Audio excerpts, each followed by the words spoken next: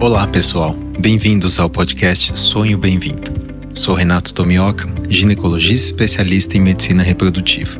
E este podcast é produzido pela Arte Academy com o apoio da clínica Vida Bem-vinda. E tem o foco de trazer para você o que há de melhor e mais atualizado na ciência da reprodução humana com a nossa experiência clínica do dia a dia. Acreditamos muito na força da boa informação e o nosso objetivo é ajudar quem precisa a atingir o sonho de ter um filho através de conteúdos de alta qualidade reunidos por quem trabalha com infertilidade. Para mais detalhes, entre no site arte-academy.com.br/podcast.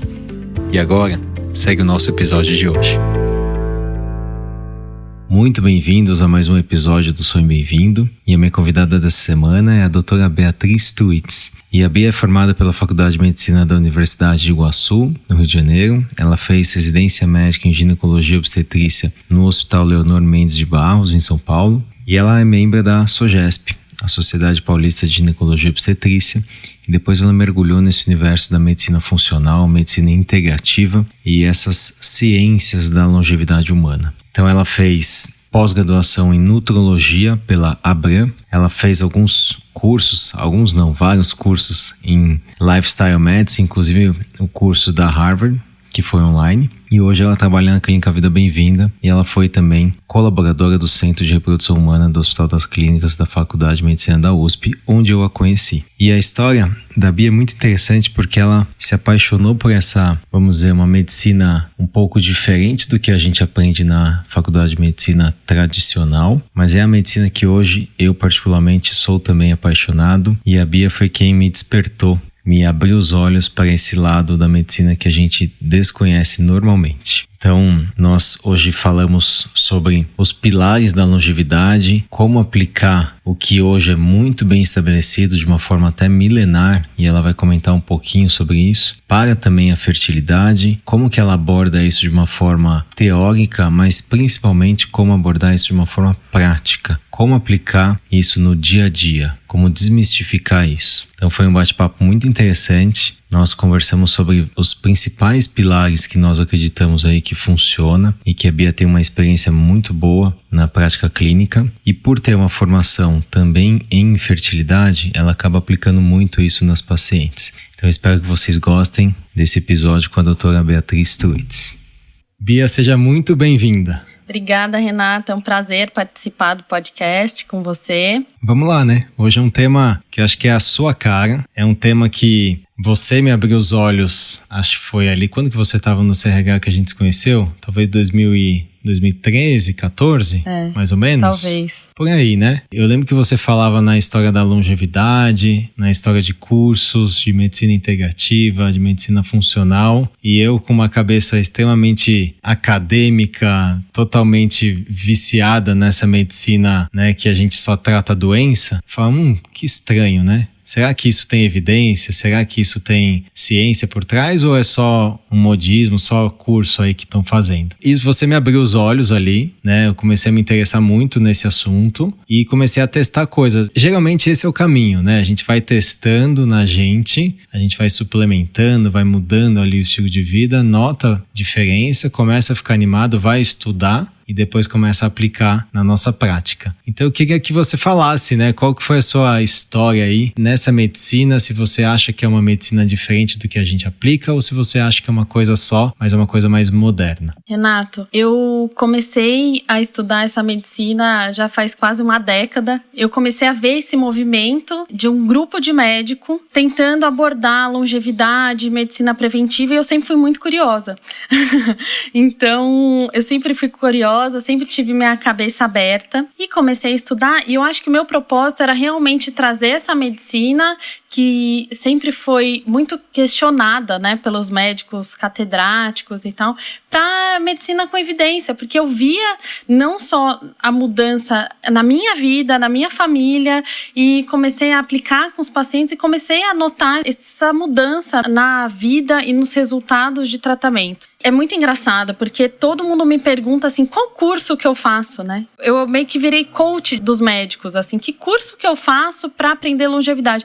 E não tem isso. Hoje você que tá super dentro do assunto sabe que são diversos cursos que a gente vai fazendo ao longo da vida e a gente é um pouco autodidata também, né? Vendo o que tem evidência, o que não tem, o que tem plausibilidade, mas que ainda não tem evidência. Então, hoje esse podcast é para isso, né, Renato? Para a gente trazer essa medicina translacional. Então, todo esse conhecimento de pesquisa, de ciência, para a nossa prática. Porque é muito fácil a gente falar para paciente, muda a alimentação, faz atividade física, ok, mas como ela vai fazer isso? Qual instrumento que a gente vai entregar para essa paciente para ela conseguir obter resultado, né? Porque da teoria para a prática tem um grande salto. E Bia, eu queria trazer uma frase do William Osler, que é um dos 4 brilhantes, né, da Johns Hopkins, que até hoje ainda um dos hospitais mais famosos em termos de cirurgia. Muitos dos instrumentos que a gente usa em cirurgia, como Kelly, são nomes de professores lá da Johns Hopkins. E o Osler é um deles, ele ficou famoso por várias frases e pensamento que ele tinha naquela época, no começo do século XX, sobre a medicina. E uma delas é: o bom médico trata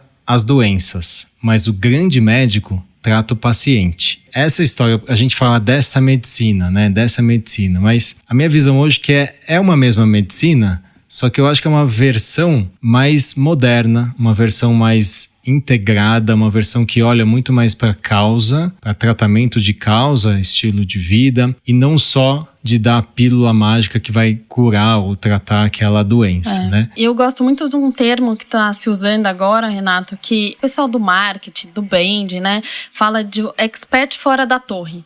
E é isso que a gente tem que ser, né? Então, a gente usar o que a gente tem de ciência, de conhecimento e falar de uma maneira acessível para a paciente, né? Tanto para a paciente quanto outros colegas aqui, profissionais de saúde que estão nos escutando, para aprender e conseguir transmitir esse conhecimento para a paciente, né? Para a paciente ou para o cliente, que seja, mas falar de uma maneira acessível. Não adianta a gente ficar também só com evidências e falar de uma forma super difícil que o paciente não entenda.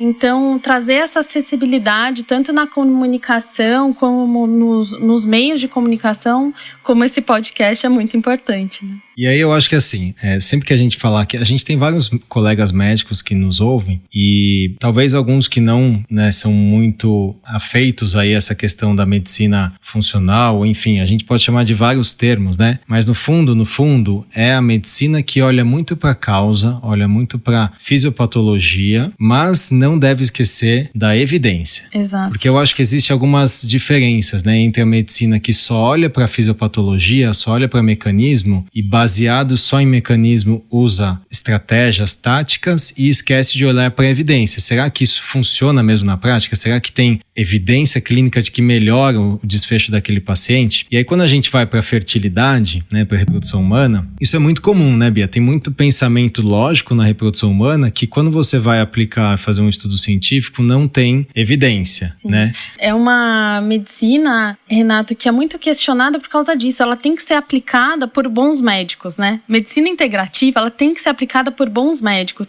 Então, por exemplo, você ficar de ponta cabeça depois de ter relação sexual. Parece tão evidente, tão lógico, né? E a gente sabe que não tem evidência nenhuma. Ou, por exemplo, você comer abacaxi ou gelatina porque aumenta o colágeno, né? Parece muito plausível, assim. Mas não é. Então, a gente tem que perguntar algumas coisas, né? Então, tem plausibilidade biológica, tem evidência, tem estudo, quais são os riscos, qual o tempo ideal da gente usar aquela abordagem, né?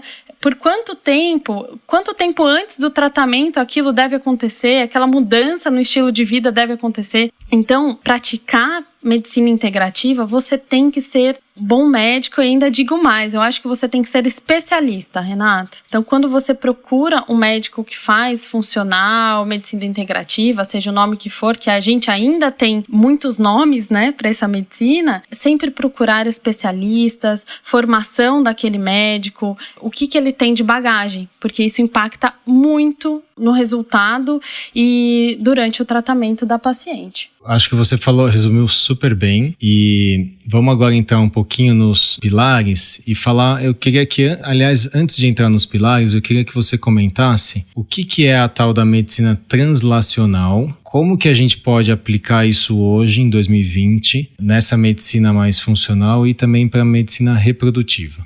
Então, a medicina translacional é aquela medicina que vai passar todo o nosso conhecimento de pesquisa e ciência, as novas abordagens para a prática do nosso dia a dia. Tá? Então, nada mais é do que da teoria para a prática. E a gente aplica nas diversas áreas e a gente pode aplicar na fertilidade. Eu costumo nomear 4 pilares, 4 passos, mas tem diversos nomes para isso, né, Renata? Tem várias abordagens que você pode dar. Para mim, o que eu coloco de 4 passos importantes principais? Alimentação, atividade física, manejo do estresse, e daí eu coloco sono junto nesse pilar. Então tem gente que fala que são 5 pilares, tem, né? Isso não é uma regra. E o outro é a suplementação e a utilização de medicamentos para ajudar nessa abordagem, tá? Substâncias exógenas, né? Tudo que você vai ingerir e usar. Exato. Isso. Acho que a gente podia começar com alimentação. O que você acha, Renato? Sim, eu queria exatamente isso. E só relembrar que a tal da medicina translacional é exatamente isso. Olhar o que está acontecendo lá na ciência básica, lá no balcão do laboratório e, se der, aplicar já na prática clínica, né? Mas sempre com esse filtro do senso comum e o filtro do risco-benefício, né? E plausibilidade. Então, né, não é porque estão testando uma droga lá num ratinho que melhorou a fertilidade do ratinho que eu já vou aplicar isso em humanos. Então tem que ter sempre esse filtro, mas não esquecer de olhar para a bancada, né? E acho que essa velocidade de olhar para os estudos científicos, de você ter reunião científica, de toda hora estar sendo atualizado, traz o quê? Benefício para quem você atende. No fundo é assim, saiu uma pesquisa nova sobre o resveratrol ou sobre a metformina para longevidade, ou enfim, qualquer molécula, você ter essa habilidade de captar esse estudo, conversar com o seu paciente, né, ou com a sua paciente, e entregar e falar, olha, eu acho que faz sentido, vamos usar ou não vamos usar. Isso vale para o inverso também, né, Bia? Os estudos negativos. A gente não pode esquecer que, às vezes, o estudo que mostra desfecho que não teve evidência, né, ou seja, não teve diferença em relação ao grupo placebo, também deve ser avaliado, não deve ser ignorado. E eu posso lembrar um agora que talvez me veio à mente, que foi aquele estudo do New England, acho que foi início de 2018, que mostrou que o endometrial scratching, ou seja, a injúria endometrial, que ainda se fala muito, num estudo randomizado controlado, super bem feito, eles mostraram que a taxa de nascido vivo foi igual no grupo que fez e que não fez. Então, pra gente que usava muito o scratching até começo de 2018, né? Eu peguei essa fase. A gente viveu essa fase, sim, né? Sim. A gente passou a falar o quê para os pacientes? Olha, saiu um estudo, a melhor evidência que existe, publicada na revista de maior impacto do mundo em medicina, mostrando que não tem diferença. Então, eu, a partir de então, mudei a minha prática clínica. Paramos de fazer. Exato. Né? Isso que eu acho que é essa medicina 2.0, essa versão atualizada. Então vamos voltar aqui no pilar, você falou dos 4 passos, né, os 4 pilares. O primeiro, nutrição. Queria te perguntar, por que você coloca como primeiro? Se tem uma ordem mesmo de relevância, e eu queria que você explicasse qual é a filosofia por trás de uma nutrição aplicada à fertilidade. Renato, eu sempre me pergunto qual que é o pilar mais importante.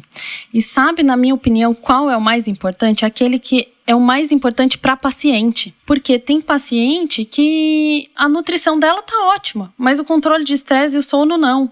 Então, eles estão todos interligados, os pilares. Não existe fórmula mágica, não existe alimentação mágica. A história é, qual é o pilar mais importante para aquela paciente naquele momento? Então, vamos começar com a alimentação. Eu coloquei como primeiro passo, mas eu acho ele tão importante como os outros, tá? Depende muito de qual estágio de consciência e evolução alimentar, vamos falar assim, você está neste momento, né? Então, isso que eu tento trazer durante a consulta. Uma consciência alimentar. Muito mais do que rótulo, muito mais do que uma dieta específica, eu tento trazer essa consciência de a importância da alimentação nutrir o corpo, tá? E proteger mesmo de desequilíbrios, né, Renata? Então, buscar o equilíbrio, né? Eu busco muito novos conhecimentos, né? E eu tenho muito estudado a medicina ayurvédica nesses últimos anos. E é impressionante a consciência e a relação que eles já tinham há 5.000 anos atrás com os alimentos. Eu falo assim que todo mundo que estuda nutrição ou tem interesse deve ler os Sansritas, né? Que são os guias ayurvédicos da medicina ayurvédica. Tem um específico que chama Charaka Samhita, que o capítulo entre 25 e 28 ele só aborda a nutrição. E há 5.000 anos atrás eles já conversavam e já falavam da importância do jejum, para se ter uma ideia. E todo o livro Ayurveda, Renato, ele começa com uma saudação aos antepassados. Então, ele sauda todos aqueles médicos que já estudaram alguma coisa sobre alimentação ou sobre qualidade de vida. Então, ele traz também essa sabedoria evolutiva, sabe? Ele não deixa você perder os conhecimentos que foram agregados ao longo do tempo, né? Ele tem uma frase que eles colocam no começo do livro, que é: não somos o final e nem o começo da história. Para a gente lembrar sempre da onde que a gente veio. Eles já tinham essa relação, essa ideia do comer para se nutrir, que o estômago ele tem que ter 1/3 de comida, 1/3 de ar, 1/3 de água para ter um movimento. Então, após a refeição, você não deve ficar super saciado, né? Com a sensação de empachamento, assim. Então, eles já tinham essa consciência muito lindo de ver. E é isso que eu tento trazer para paciente, uma consciência alimentar. Se a gente for ver, Renato, em termos de evidência, a gente tem algumas coisas para a gente se nortear. Então, o que você pode nortear como paciente ou como profissional para ajudar sua paciente? Tem o The Fertility Diet, que é famoso, que é do Chavarro, né, daquele estudo de Harvard, que foi com mais de 18.000 mulheres. A gente já falou bastante dele. Esse estudo, ele fala 5 passos principais que eu acho que a gente pode até colocar aqui, porque apesar de ser a escola de Harvard, né, ela é uma escola mais vegetariana e a gente tem os nossos contrapontos ali no Fertility Diet, são coisas que são legais para direcionar para paciente. Então ele fala, não coma gordura trans. Hoje a gente sabe que a gordura trans, ela tem sim um impacto pior na qualidade de blasto, né, Renato? Tem menor taxa de fertilização, aquelas pacientes que consomem mais gordura trans. Então comer 5 a 8 porções de vegetais por dia, evitar refinado, ultraprocessado, as farinhas, né? Não tem por que a gente ir contra isso. Também evitar picos de insulina e daí evitar carne vermelha, né? Diminuir a ingesta de carne vermelha, que talvez aí seja um pouco mais questionável. Mas com certeza é um guia para a gente nortear as pacientes. E aí eu acho que até entrar nesse ponto da carne vermelha, porque hoje mesmo eu atendi uma paciente super antenada, super assim, estudiosa, inteligente, e ela acabou por ter endometriose, ela foi entender a história da dieta, alimentação, e muito se fala, e até especialistas falam, quem trabalha com endometriose, defende que carne vermelha possa ser um, entre aspas, alimento para a endometriose, algo inflamatório para a endometriose. Então, e eu falei para ela, olha, isso é baseado em estudos de associação, a gente não tem, talvez, nenhuma evidência clara de que comer carne vermelha aumenta risco de endometriose. É a mesma história do colesterol, né, de doença cardiovascular e tal. Às vezes, quem come mais carne, isso é um marcador daquela pessoa ter hábitos de vida um pouco piores. Olha que incrível, né? Então, às vezes... Por quê? Porque hoje se fala muito que comer carne faz mal. Renato, posso então, se você faz o contrário... te interromper e te dar um claro, dado? Claro. De 2012 para cá, eu não sei se você tem ideia disso, a quantidade de vegetariano no Brasil de 2012 para cá aumentou 75%. Hoje, 30 milhões de brasileiros são vegetarianos, tá? E eu fico pensando, assim, e eu converso muito com as pacientes vegetarianas, eu atendo muita paciente vegetariana, porque a medicina Ayurveda, ela não é uma medicina vegetariana, mas muitas pacientes acabam sendo vegetarianas. Eu fico preocupada com esse dado. Eu fico preocupada porque para a indústria é muito interessante ter pessoas vegetarianas, né? É muito mais barato você fazer um nuggets de vegetal ou de amido do que um nuggets de carne, né? Hoje a gente vê a onda aí das empresas fazendo produtos vegetarianos. O monocultivo é muito mais barato, né? Muito mais barato. E as pacientes vegetarianas, elas têm uma tendência, Renato, a comer pior. Então, num momento de estresse, elas comem mais carboidrato, comem mais açúcar refinado, elas comem mais farinha branca, comem mais grãos, né, que fermentam também bastante. Então eu fico sempre muito preocupada com as minhas pacientes vegetarianas. Eu acho que se você for realmente uma vegetariana saudável, ok, para a saúde, né? É muito mais fácil você cair num caminho de antinutriente quando você se torna vegetariana. E esses estudos de Harvard todos são vegetarianos, né? E mostram os benefícios. Então, assim, é mais um alerta, mas eu respeito. Se a paciente é vegetariana, pelo motivo que for, né? Porque tem umas que por conta dos animais, enfim. Eu respeito muito essa escolha, mas eu tenho uma abordagem diferenciada para essas pacientes. A abordagem justamente está ao lado da paciente, orientá-la como suplementar, dado que essa escolha nutricional foi feita. Mas eu sempre gosto de falar que depende muito da carne que você come, né? Então, assim, não adianta a gente querer massificar e falar que carne vermelha aumenta a endometriose. É um grande viés. A mesma pessoa que fala isso pode falar que comer manteiga aumenta o colesterol e aumenta infarto. É a mesma falácia que você acaba caindo. Então, eu acho que existem tipos de carne, existem volumes, né, ingestas diferentes, existem formas de se preparar. A minha visão é que se você tem um acesso a uma proteína de qualidade, de preferência grass-fed ou orgânica, provavelmente você vai ter benefício, né? Porque é um alimento extremamente cheio de nutrientes, denso, e ainda a gente não tem essa evidência tão clara de que está associado, ou melhor, está causando infertilidade. Pode estar associado, mas eu acho que é um viés. Essa é a minha visão hoje, 2020. Eu também compartilho dessa visão. Outro estudo que tem para a gente nortear, outra orientação alimentar seria a dieta do Mediterrâneo, né, Renato? Que tem mesmo aquele estudo da Human, né, de 2018, que mostrou que tinha diferença estatística, né, na taxa de nascidos vivos, que também preconiza basicamente vegetais, legumes, boas fontes de gordura, poucos industrializados, azeite, né, peixe, que são fontes de ômega 3, tem bastante crucífera, mas também tenho as ressalvas com a dieta do Mediterrâneo, porque ela tem bastante frutose, bastante caseína, bastante lactose. Ok, é mais uma coisa para a gente nortear, mas vamos caminhando, né? A terceira abordagem, Renato, que eu gosto muito é a low carb, que é a que eu mais tendo a prescrever. Eu acho ela mais fácil de praticar no nosso dia a dia. Eu não sou aquela que fica realmente contando proteínas, macronutrientes na dieta da paciente, mas eu tendo a prescrever uma dieta mais low carb para essas pacientes, ou orientar, né, pelo menos. Então, porque ela tem menos lactose do que a dieta do Mediterrâneo, né? Tem menos fruta. E a tendência hoje é a gente comer mais carboidrato, né? A gente vive, eu brinco com as pacientes, Renato, que a gente vive 2021 na Carbolândia, sabe? A gente vive na Carbolândia, tudo é carboidrato, né?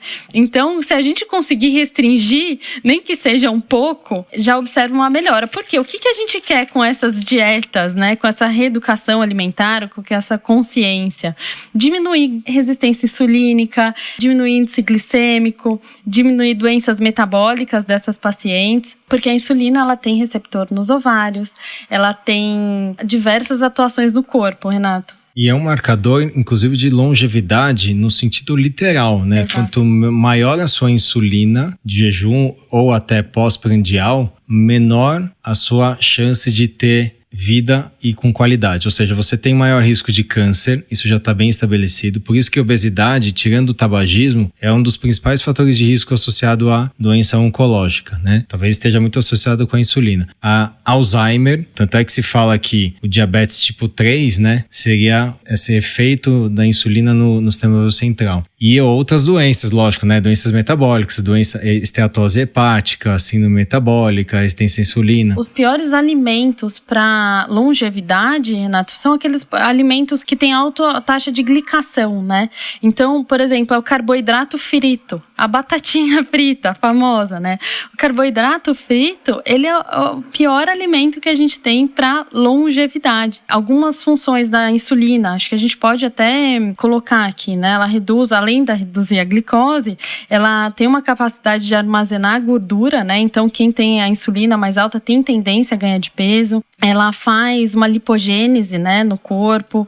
Ela bloqueia a lipólise, então você fica com mais dificuldade de perder peso. E ela tem ação nos ovários também. Então, nosso objetivo, na verdade, com essas orientações alimentares, nada mais é do que reduzir carboidrato e reduzir esses picos de insulina, principalmente, né? Você falou da glicação, e eu acho que é um termo legal de, às vezes, quem não lida muito com medicina ou com saúde, entender o que é, né? Então, a glicação é uma ligação, geralmente é uma ligação covalente, uma soma, né, de um carboidrato, de um açúcar, com uma proteína ou até um lipídio, né? Então, quando você tem essa combinação, por exemplo, você pega uma massa e frita ela. Um pastel, o famoso pastel. O delicioso pastel.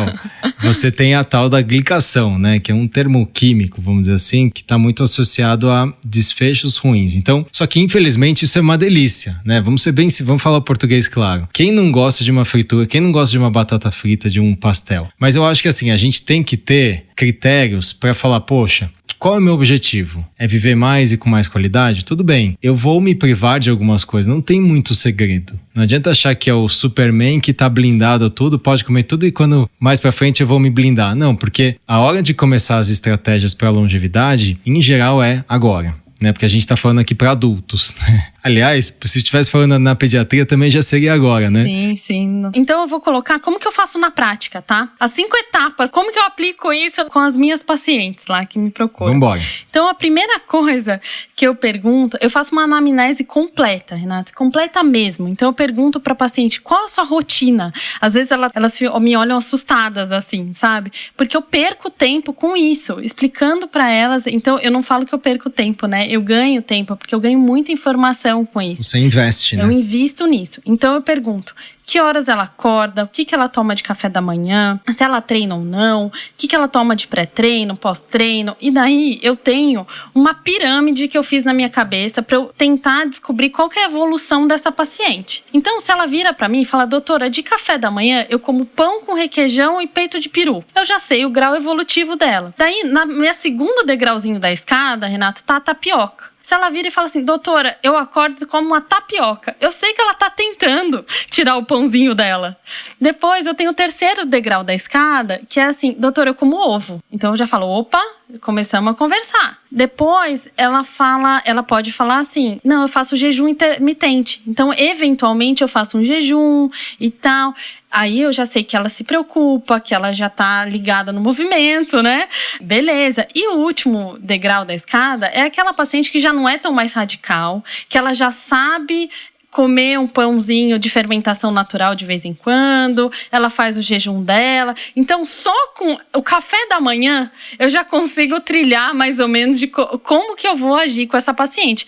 Dá para pegar uma paciente que come pão com queijo, peito de peru e requeijão e tá achando que é saudável e passar uma dieta super estrita, radical? Não dá.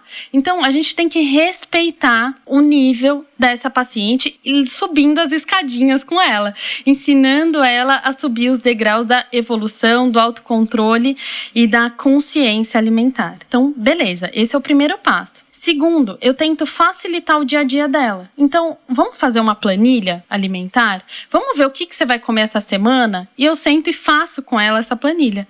Então, o que ela vai comer essa semana? O que você vai comer a semana que vem? E a partir da segunda semana, você vai começar a caminhar sozinha. Eu vou te dar mais ou menos o que você deve comer no café da manhã e você vai me dar esse feedback. Então, a partir da terceira semana, comece a caminhar com as próprias pernas. E não tenha medo de voltar, porque às vezes a paciente com insucesso, ela fica com medo de voltar e fala, putz, doutora, fracassei. E eu falo, eu tô junto. Ninguém aqui é robô, é todo mundo ser humano. Então, vamos junto. O processo é esse, né, Bia? Eu acho que é importante frisar isso. Exato. O processo é vai, volta, mas no geral você tá indo. Você não pode desistir, porque ninguém é perfeito, né? É normal falhar, é normal. Exato. O terceiro ponto é retire da sua casa alimentos hiperpalatáveis. Então, vai na despensa. Acabando minha consulta, eu falo, vai na despensa e faz a limpa. Dá pro porteiro, dá pro amigo, né? Então, faz uma limpa lá na despensa. Por quê? Uma hora, você tá super focada. Naquele momento que tiver um deslize, você vai comer. Se tiver um sonho de valsa, num domingo à tarde chuvoso, eu falo pra ela, você vai estar atacando esse sonho de valsa. Então, não pode ter em casa alimento hiperpalatável, carboidrato, essas porcarias todas. E tem um livro, Renato, que eu acho que, não sei se você conhece, que é daquele Brian Wassink, que chama Mindless Eating. E é um cara que ele fala muito que a gente não pode depender só do autocontrole. Ele é um pesquisador, ele faz várias pesquisas e vários testes. Tem que controlar o ambiente, né? Exato. E ele fala isso, né? Quando se trata de alimentação, a gente não pode depender apenas do cérebro ou do autocontrole cognitivo, só da nossa força de vontade. Porque ao longo do dia, a gente faz mais ou menos 200 decisões alimentares. Então, não dá para contar só com o nosso autocontrole. E o corpo luta o dia inteiro contra as privações. E o cérebro também. E ele faz um teste que ele dá um balde de pipoca pro pessoal chegando no cinema e dá aquele saquinho, sabe que vendia antigamente, pequenininho? No final, ele conclui que as pessoas que receberam um balde grande colocam 21 vezes mais a mão no balde do que os pequenininhos.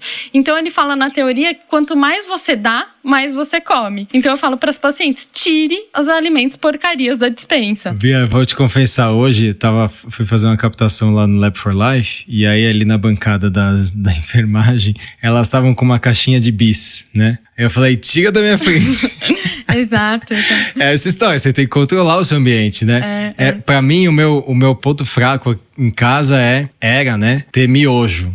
Sinceramente, eu adoro, é uma porcaria, porque é massa frita com pozinho artificial. Você, né, tem uma relação emocional. Eu tenho uma relação, com miojo, né? Começou desde a infância e tal, então eu falo, eu não posso comprar. E eu pergunto isso pros casais também, eu falo pro paciente, quem faz a compra em casa? Quem faz o supermercado? É você? Ah, sou eu. Então, olha, a regra é não compre, porque se você comprar, você vai sentir mal que tá desperdiçando, você não vai deixar de comer aquele alimento e no desespero, vai comer, não tem como. E outra coisa que eu falo para as pacientes é para facilitar o dia a dia. Então, vegetal, fruta, legumes, são alimentos perecíveis. Então, eu gosto muito dessas cestas que entregam em casa de orgânico, ou ver algum supermercado perto de casa que forneça, para sempre você ter esses alimentos em casa. E, por último, às vezes a gente tem que lançar mão de tecnologia. Então, às vezes, a gente precisa de barrinha proteica, de whey protein. Vejo daí bem individualizado mesmo com a paciente, mas... A sacada tá no detalhe, né? Porque existem barrinhas e barrinhas, né? Existem barrinhas de qualidade péssima e existem barrinhas muito boas, né? E aí que entra o seu impacto como profissional, que vai ali orientar a paciente, até passar o link, facilitar, para ela não ir ali comprar uma barrinha de cereal cheio de frutose, cheio de sacarose e carboidrato que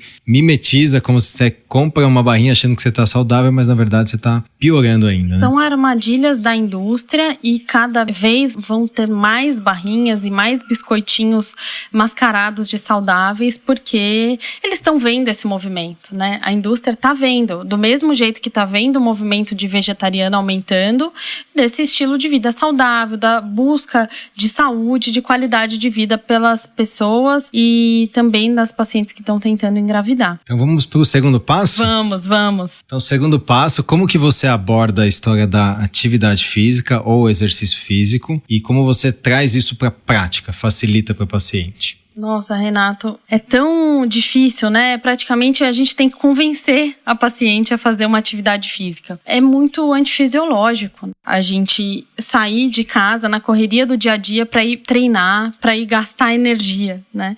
Tem um livro que eu gosto bastante que chama A Voz do Silêncio. E nesse livro tem um trecho que fala assim sobre a dor sagrada, né? Que o ser humano, ele sempre vai querer o prazer e o conforto. E na sua essência, ele sempre vai buscar o conforto, né? Se a gente for agora num zoológico, vão estar todos os animais deitados e esperando gastar energia para comer e se reproduzir, né? Não tem animal fazendo atividade física e gastando energia à toa, né? Então não vê o leão do Madagascar lá levantando peso. Exato, não tem. E a atividade física nada mais é do que desconforto. E a gente só evolui com o desconforto. Então eu falo, a gente não foi fisiologicamente, talvez, feito para fazer atividade física, mas a gente é um ser humano racional. Então a gente tem que pensar o quanto essa atividade física vai trazer benefício no nosso dia a dia. Tempo para atividade física, gente, hoje em dia, no século XXI, eu acho que ninguém tem. Todo mundo vai, né, contra a vontade. Uma outra parcela da população vai feliz para academia, mas diria que talvez menos de 1%. E olha que antagônico, né, te cortando aqui. A gente foi, vamos dizer assim, enclausurado nesses meses. Nós estamos em 2020, na pandemia, né, do Covid. E criou-se tempo para muita gente que não tinha tempo. Você começou a ter tempo, ou porque ficou desempregado, ou porque ficou em casa, não tem o que fazer e tal. E ainda assim, a gente não viu aumento de atividade física. Lógico que muito porque você não tinha aonde ir, né? Não tinha academia, mas ainda assim é muito difícil, mesmo com tempo. Então eu acho que as dicas que eu queria que você falasse, como aplicar isso no dia a dia, mesmo para quem a gente tem uma rotina extremamente atribulada, para você sim priorizar a atividade física. Bom, Renata, a primeira coisa, eu acho que a gente pode começar com a teoria, né? Tem um trabalho, uma meta-análise de 2019 da Hillman, né, que mostrou que a atividade física, ela tinha um efeito benéfico nos resultados reprodutivos das mulheres. Então, as mulheres que praticavam atividade física, elas engravidavam 2 vezes mais, elas tinham 2 vezes mais chance de ter bebê em casa do que as que não praticavam. E naquelas pacientes que passaram por algum tratamento de indução de ovulação, porque tinham ovário policístico, as chances das que fizeram tratamento e as que fizeram só atividade física era igual. Então, às vezes, você só iniciar um tratamento de atividade física pode te poupar de um tratamento de indução de ovulação, né? Eu acho que a grande polêmica é quanto fazer de atividade física. Aí a gente tem as teorias de 150 minutos por semana, 15 minutos 3 vezes por semana, 10 mil passos dia. Gente, na prática, eu combino com a paciente, você vai me fazer um compromisso de 15 minutos de atividades diárias. Elas falam, ai Bia, mas o quê? Eu falo, o que você quiser. Pode ser abdominal, pode ser polichinelo. A única coisa é que lembra que movimento é desconforto. Então você não pode acabar uma atividade física e falar, nossa, tô ótima, hoje nem cansei. Ou você tem que ter pelo menos uma aceleração dos batimentos, né? Você tem que sentir a fadiga chegando durante o exercício. Porque é diferente você ser uma pessoa ativa e de você praticar atividade física. Por isso que caminhar no shopping não conta como atividade física. Por isso uma pessoa que vira e fala, mas eu sou super ativa durante o dia, não conta como atividade física. Você tem que sentir o coração acelerando, você tem que sentir fadiga, você tem que sentir desconforto. Então, pra gente evoluir, a gente tem que sentir desconforto. E eu combino sempre com a paciente para ela tentar fazer atividade física pela manhã, onde a gente tem pico de cortisol, pico de testosterona. Então, ela vai ser metabolicamente favorecida se ela fizer atividade física pela manhã e, se possível, contratar um personal. No começo, para aquela paciente que é sedentária, eu falo para ela, vamos contratar um personal, alguém para bater lá na sua porta e falar, chegou a hora, vamos treinar, porque para você ter esse start antifisiológico, sair, a gente nunca vai ter tempo. Você precisa de um coach, né? Exato. No começo, eu sempre combino com elas 15 minutos diários e, se possível, com o personal. Só fazer uma observação que você falou, quando a gente às vezes vai falar isso no podcast, em vários outros episódios, a história de bebê em casa, né? Ter o bebê em casa. É um termo que a gente usa muito na reprodução humana, que significa, né, o nosso objetivo nos tratamentos é ter o bebê nascido, mas quando a gente fala em casa, não quer dizer que foi o parto em casa, né? Só para deixar claro que Sim. É o bebê em casa saudável, não lá no hospital e tal, né? Então, só essa observação aqui, né? Para deixar claro. Então, ótimo. E adorei a sua estratégia de como aplicar. É algo que eu tenho, às vezes, dificuldade mesmo de, né, na prática com as pacientes. Claro que você falou algo que eu adorei, que é contratar um personal. E às vezes parece um absurdo, né? Falar, não, deixa para depois, deixa eu começar com a academia. Às vezes é a grande diferença mesmo na vida daquela paciente. Ela dá o start, porque o difícil é você sair da inércia. Saiu da inércia, começou a fazer a rotina, você vai ter um bem-estar, você vai ter um sono melhor, porque você acumula adenosina, você diminui cortisol à noite, você começa a ter mais disposição e aí você vai, né? Mas eu adorei essa história de inverter, né? Posso dar um testemunho pessoal, Renato? Eu não funciono sem personal. Eu já tentei ir pra academia sem... Eu não sei o que fazer numa academia sem personal. Eu até brinco com eles. Eu não sei aumentar peso, eu não sei ligar as máquinas. E eu fico constrangida. E eu vi que a grande diferença na minha vida foi quando eu contratei um personal para me orientar. Tudo isso que a gente está falando, a gente aplica no nosso dia a dia, né, Renato? Então, é legal também, porque a gente também é paciente, a gente também é um ser humano, então a gente aplica essas abordagens e sabe as dificuldades no dia a dia, tanto quanto quem está nos ouvindo. Exatamente, eu acho que é muito vem da nossa experiência, né? E a capacidade de a gente, essa habilidade, né, de você saber qual é a realidade daquela paciente, ao que ela tem acesso, né? E eu gosto muito de uma frase que a Mari Poleto até falou no podcast de nutrição, que ela fala assim que a dieta ou estratégia alimentar tem que também se basear até na capacidade financeira da paciente que está ali, né? Porque não adianta você prescrever um monte de coisa, né, e não ser viável, né? Então você foi um médico ruim se você fez isso, porque você está ignorando a condição da paciente, né? Então ótimo. Então falamos de nutrição, falamos de atividade física. Você quer comentar alguma outra coisa de atividade física ou vamos passar para o controle do estresse? Não, vamos para o terceiro passo? Tá. Controle do estresse / sono. Eu abordo dessa maneira esse terceiro passo. Eu sei que tem gente que coloca só sono, tem gente que coloca só o controle do estresse, mas eu não consigo desassociar esse pilar dessas duas informações, tá? E de novo, Renato, eu quero começar com conhecimento védico. Olha só o que está escrito em um dos Samhitas. Eles falam assim, isso há 5.000 anos atrás, hein, Renato? As 3 bases fundamentais da saúde humana. É Ahara, eles falam em sânscrito, né? Que é alimentação, Nidra, que é sono, e Brahmacharya, que é a forma de viver que não contrarie a natureza. Por exemplo, você ficar acordado às 3 horas da manhã assistindo Netflix ou treinar à noite, né? Isso contraria a nossa natureza. Então, eles falam alimentação, Ahara, Nidra, sono e Brahmacharya. E o sono nada mais é do que um estado de vulnerabilidade, um estado de entrega. E uma vez eu escutei um colega falar, e faz muito sentido, né? Toda vez que a gente vai viajar, fazer uma viagem de 8 horas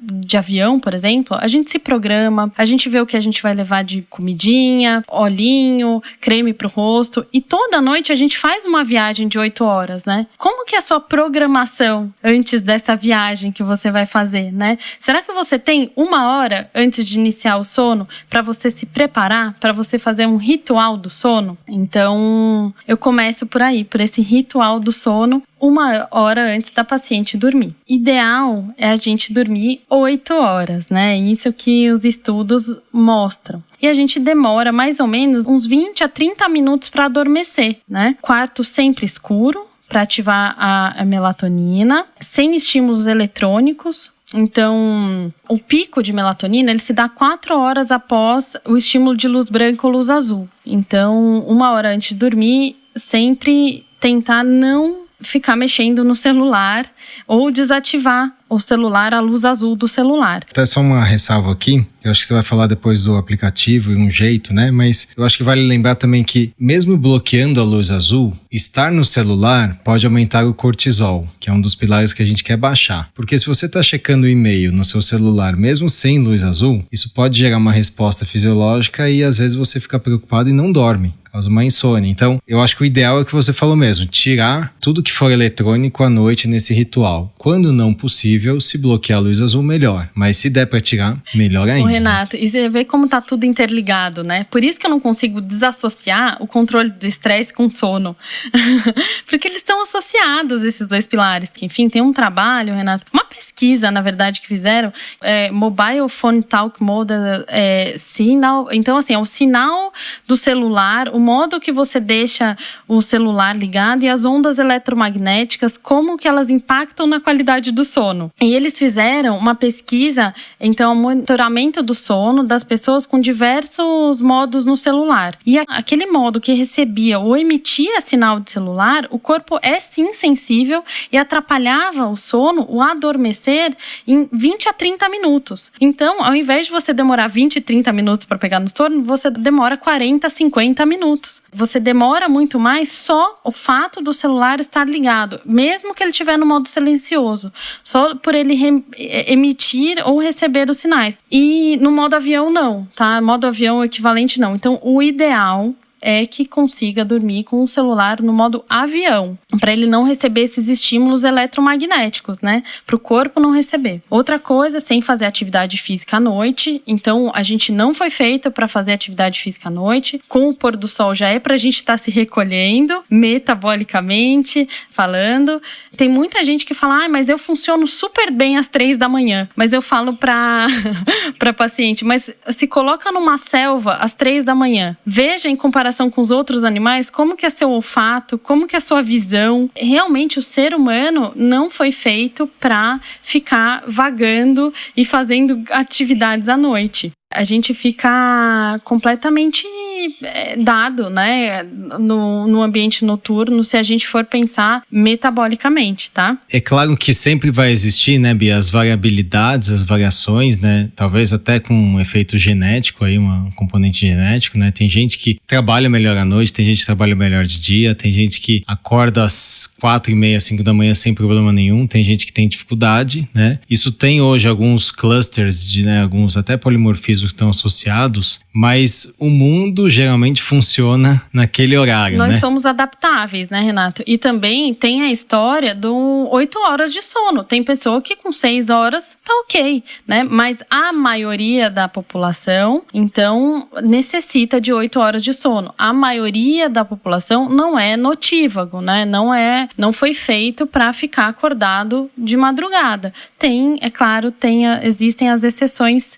Sim, tem o café também, que a gente sempre recomenda não tomar à noite, apesar de terem algumas pessoas que metabolizam super bem o café, né? Hoje a gente tem os testes genéticos que avaliam esses polimorfismos, né? Para ver se a pessoa é uma boa metabolizadora, né? Então aquele CYP-A1B, A1B2, se eu não me engano, que é o do café. Então ela metaboliza lento, ela é uma metabolizadora lenta ou rápida da cafeína, né? Mas, de uma maneira geral, a gente não recomenda que passe 400 miligramas de cafeína e não se tome a cafeína à noite. Por quê?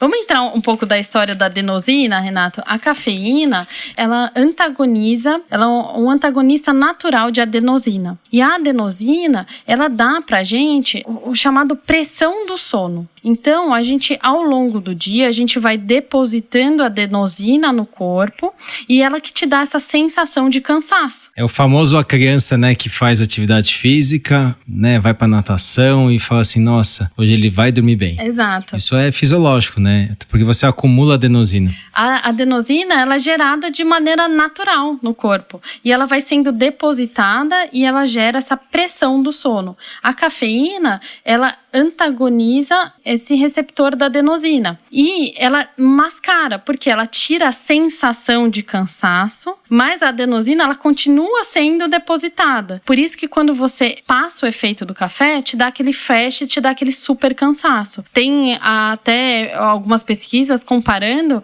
esses motoristas, né, que passam a noite acordado e com ingestão de bebida alcoólica. Então é quase similar o efeito do pós-café com a ingestão de bebida alcoólica nos motoristas, né? E lembrar que a cafeína, ela tem uma meia-vida, se você pegar na média, dá 5 a 6 horas de meia-vida. O que significa? Se você tomar 200 miligramas às 10 da manhã, você vai ter às 10 da noite, mais ou menos 50 miligramas, né? Se você tomar 200 de manhã, você vai ter ali, depois de 12 horas, mais ou menos 25%. Então, 50 miligramas de cafeína à noite circulando, principalmente para quem não metaboliza bem, pode sim impactar, e tem um estudo até antigo, acho que de década de 90, mostrando que impacta o sono profundo, que é um sono super importante para a consolidação de memória. Tem os estágios do sono, né? O estágio 3 do sono, ele é impactado, né, pela cafeína. Tem também, Renato, a gente acha muito, né, esquece do papel da adenosina, a gente acha muito que o sono tá ligado só com a melatonina, né? Em 1938, eu não sei se você sabe de onde que veio a história de ciclo circadiano. O ciclo circadiano, em 1938, 2 malucos pesquisadores, né, eles fizeram um experimento e vamos ficar 6 semanas dentro de uma caverna e ver o que acontece, sem exposição à luz solar, tá? E eles viram que tinha um padrão, assim, eram 16 horas eles ficavam ativos e 8 horas eles reservavam para dormir, mesmo sem exposição à luz solar. Então eles viram esse ciclo circadiano, quer dizer, um fluxo hormonal natural do corpo. Então a tendência é a gente dormir 8 horas e ficar ativo 16 horas, mesmo que não haja luz solar, por conta dessa pressão do sono gerada pela adenosina e que pode a cafeína impactar. Eu adoro café, né? Mas tem que tomar cuidado, principalmente para aquelas pessoas que não são boas metabolizadoras de café. Eu amo café e eu acho que a dica é você concentrar, tomá-lo de manhã. Ou, né, se você tem o hábito por conta de tomar o café ali por algum motivo de reunião e tal, à tarde, preferir o que a gente tem descafeinado. Apesar de ser uma bebida um pouco mais industrializada, processada, eu acho que vai ter um impacto menor no sono. E lembrando que o café também tem, como bebida, ele tem um efeito antioxidante interessante, né? Então acho que é uma bebida muito forte, tem vários estudos mostrando que quem toma muito café tem até desfechos em termos de longevidade melhores, né? Então acho que positivos. Então acho que é uma bebida legal, mas utilizar de uma forma inteligente, né? E tudo isso, né, o controle de estresse, uma boa noite de sono, o intuito na fertilidade é para a gente ter uma metabolização e uma reparação celular ideal, evitar pico de insulina, evitar pico de cortisol. A gente sabe que o cortisol também é um antagonista da progesterona, então quando a gente faz, no momento de estresse, a gente faz um pico de cortisol, né? E o que não é bacana, esse conjunto de fatores não é bacana para quando a gente quer procriar. Então, na prática, como que eu abordo minhas pacientes sobre controle de estresse e sono? Primeiro, fazer uma terapia. Eu sou super adepta de terapia, acho que para controle de estresse é muito válido. Segundo, resgatar hobbies da infância. Então eu sempre falo para paciente, o que você gostava de fazer? Eu gostava de tocar música, de pintar. Eu tenho paciente que faz aula de marcenaria, resgatou esses hábitos, esses hobbies da infância que são demais. E terceiro, colocar na prática esse ritual do sono. Então, quanto tempo você precisa de sono? Geralmente 8 horas. E o que você faz 1 hora antes de dormir? Né? Então, começar a utilizar aromaterapia, tomar algum chá que você goste, ler um livro, não assistir Netflix, né? Para o seu corpo não achar que você está no meio de uma guerra. Te confesso, Bia, que eu tenho esse problema. Eu lembro que assim, eu tive uma das piores noites da minha vida foi quando eu assisti a Breaking Bad. que é um seriado super pesado e, né, gera uma tensão ali, eu dormia mal. Mas aquilo é extremamente viciante, né? Então é a história de controlar o ambiente. Eu tinha um caso, Renato, de um casal que eles dormiam com a TV acesa. Eles colocavam naquele modo pra ela desligar sozinha, sabe? Então eles tinham na TV no quarto, eles punham série e esperavam a série, a TV desligar sozinha. Você imagina o corpo dele, as células tentando pensar, né? O que tá acontecendo? Eu tô no meio de uma guerra, cortisol aumentando, aquela luz no rosto. Como que libera melatonina? Como que descansa o corpo, né? Não consegue ter um sono reparador. Lembrando que no estágio 3 do sono é a hora que a gente libera GH, que a gente libera leptina. No sono REM, que é o sono reparador, que é onde a gente constrói nosso humor, nossa criatividade, nossa memória. E também alguns medicamentos podem complicar esse estágio do sono. Por exemplo, o benzodiazepínico, ele bloqueia o estágio 3 e 4 e até o sono REM.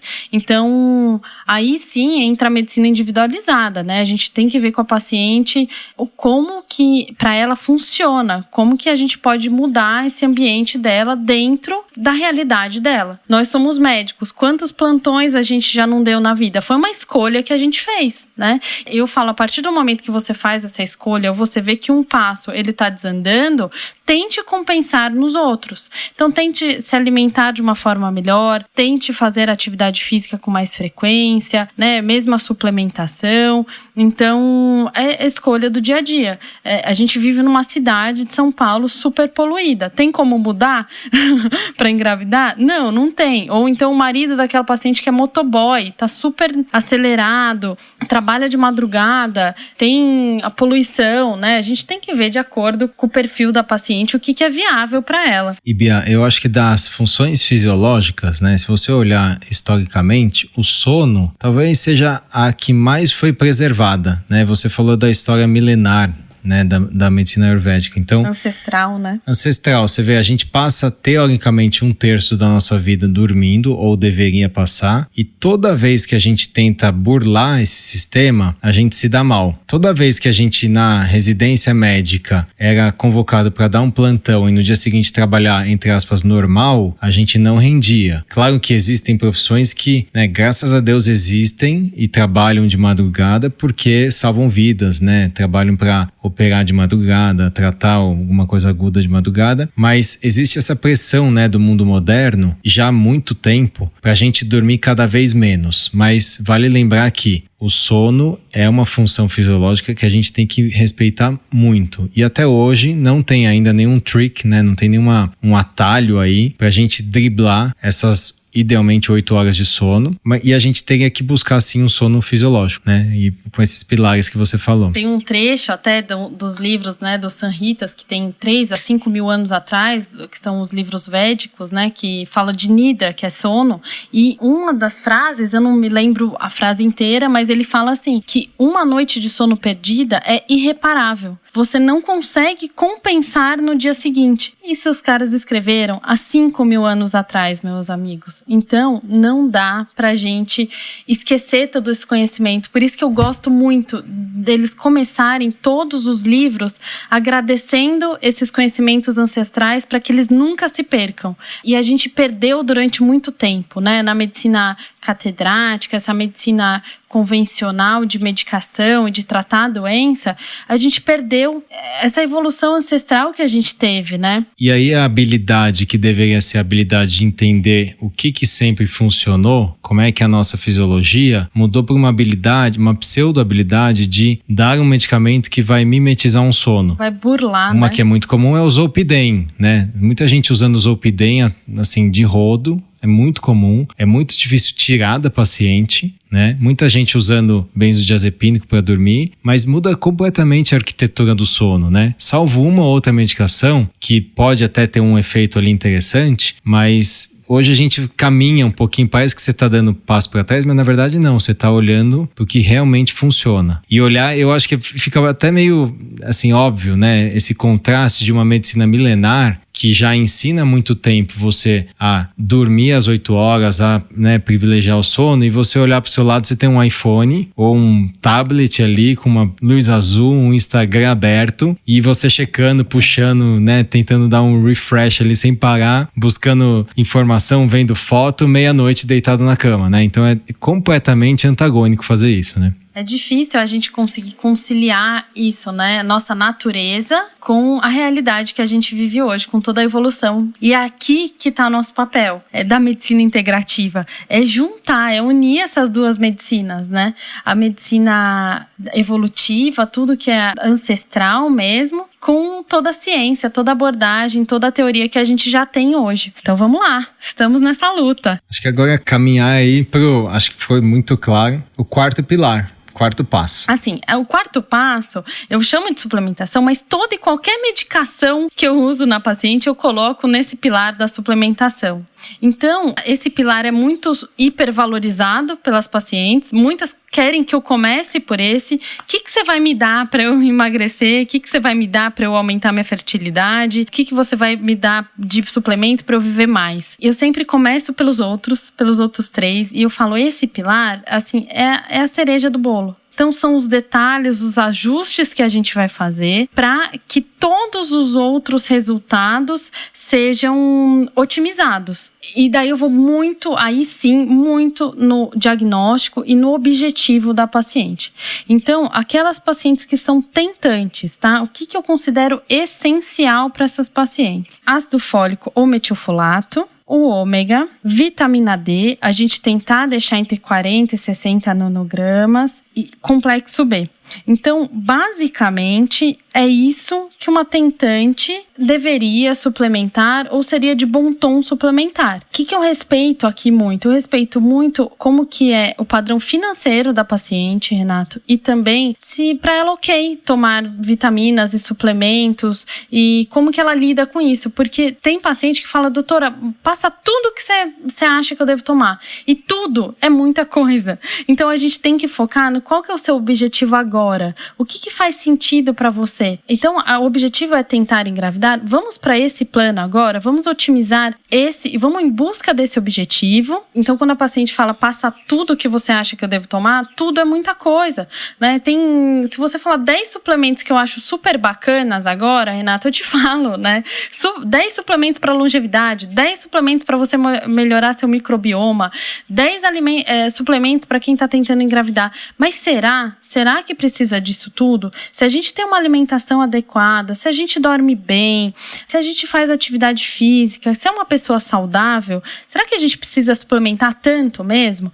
Então, vamos focar nos objetivos e nas queixas da paciente naquele momento. Então, tá tentando engravidar, você precisa de metilfolato, de ômega 3, de vitamina D e um complexo B. Você colocaria mais alguma coisa, Renato? Eu acho que esse é o básico ótimo, concordo plenamente. E claro que dependendo do, vamos chamar de fenótipo ou do tipo, do estilo, né, da característica da paciente, por exemplo, se ela tem uma baixa reserva ovariana ou ela teve uma FIV com falha, com qualidade pior de óvulos, a gente pode associar alguns outros, né, como por exemplo a coenzima Q10, o biquinol. Né? Ô Renato, mas daí você já tá me atropelando.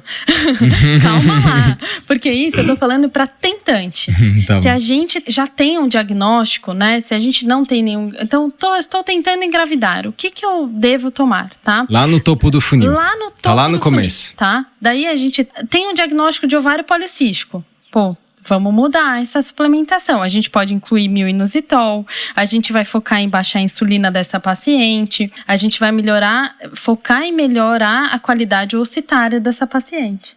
E daí, a gente pode subir um pouco mais. Então, tem endometriose. Diminui a expressão do NA-alfa-kappa-beta, né, que é o marcador inflamatório. Diminui a insulina, diminui os disruptores endócrinos dessa paciente, diminui o estresse. Então, a gente pode associar cúrcuma, a gente pode associar ácido alfa-lipoico, resveratrol, N-acetilcisteína. Outro diagnóstico, eu tenho baixa reserva ovariana. Aí, a gente pode fazer o GH, a testosterona tópica, a melatonina, coenzima Q10, o DHEA. Então, a suplementação não tem receita de bolo. vai depender do diagnóstico da paciente, vai depender do perfil financeiro dessa paciente e também da capacidade dessa paciente de aceitar bem essas suplementações. Eu tinha paciente, Renato, que tentando engravidar, que ela não conseguia engolir uma cápsula de ômega 3. Né? Ela não conseguia engolir uma cápsula de ômega 3. Então, não adiantava eu dar um monte de suplemento para ela, porque ela não ia tomar. Ela ia gastar dinheiro, só isso. Então, eu tento mostrar as evidências e os benefícios que vão estar associados a essa suplementação. Mas eu respeito também se a paciente vira e fala, eu não consigo administrar isso ao longo do dia. E a gente pega, às vezes, algumas pacientes assim, né? É lógico que a gente tenta mostrar as evidências por trás disso, os benefícios que ela vai ter até no resultado do tratamento, mas a gente tem que respeitar. Hoje o que a gente mais pega no consultório, pelo menos eu na clínica, eu pego receitas assim de 2 páginas de suplementos, onde as pacientes gastaram fortunas, os benefícios são questionáveis e a paciente não consegue administrar todas aquelas cápsulas ao longo do dia. Então, tem que ser usado o suplemento com parcimônia mesmo. E acho que com habilidade de também mudar, né? Porque às vezes a paciente começa, ela tá super empolgada, ela tá ali, mas ela não consegue tomar, porque tem alguma intolerância gástrica, ou até, por exemplo, o ômega 3, ela é vegana. E o ômega 3 que a gente tem de maior biodisponibilidade é derivado de óleo de peixes pequenos, em triglicerídeos. Aí você vai